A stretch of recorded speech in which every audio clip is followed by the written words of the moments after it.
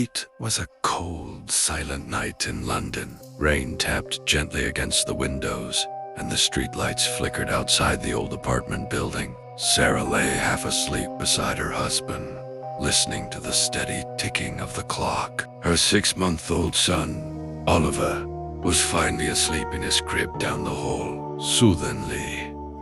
Wah-ah, wah-ah. Sarah's eyes snapped open. The sound was clear. Her baby was crying. She sat up, her heart tightening with worry. "I'll check," she whispered, not wanting to wake her husband. She walked quietly to the nursery and pushed the door open. Oliver was there, peacefully asleep. No tears, no movement. Sarah frowned. "That's strange," she murmured. She leaned closer, touching his tiny hand, warm, alive, calm. She turned to leave. Then the crying started again. But it came from the hallway behind her. Sarah, froze. Her heart began to pound. "Hello?" she called softly. No answer. The hallway lights were off, stretching into darkness. The crying continued, low and desperate, like a baby in pain. But Oliver was right behind her, asleep. Her breath became shallow. Slowly, she stepped into the hallway, using her phone's flashlight.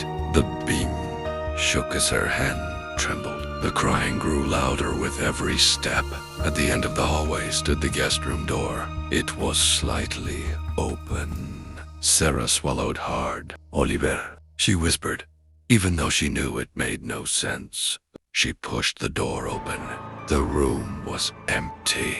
The crying stopped instantly. Silence filled the apartment. Sarah let out a shaky breath, laughing nervously. "I'm just tired," she told herself. She turned around, and the screaming. Standing in the doorway was a woman, tall, pale, wearing an old-fashioned black dress. Her eyes were sunken, dark like deep holes. In her arms was a baby. The baby's head twisted unnaturally, its mouth wide open in a silent cry. "Give him back," the woman whispered. Sarah couldn't move.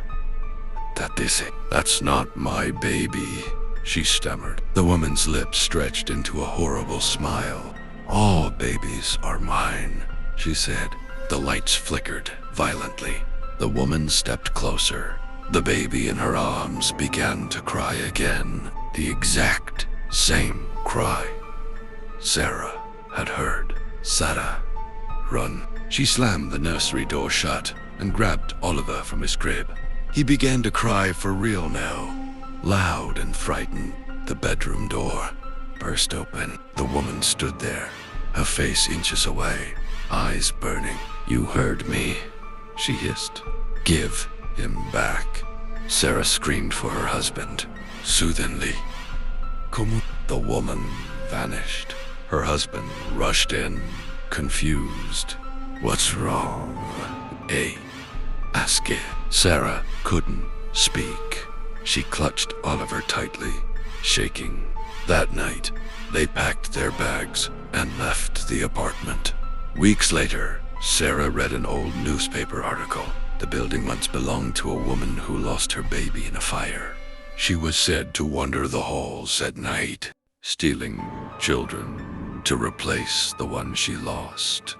Sarah closed the paper, her blood running cold. From the baby monitor beside her, she heard crying.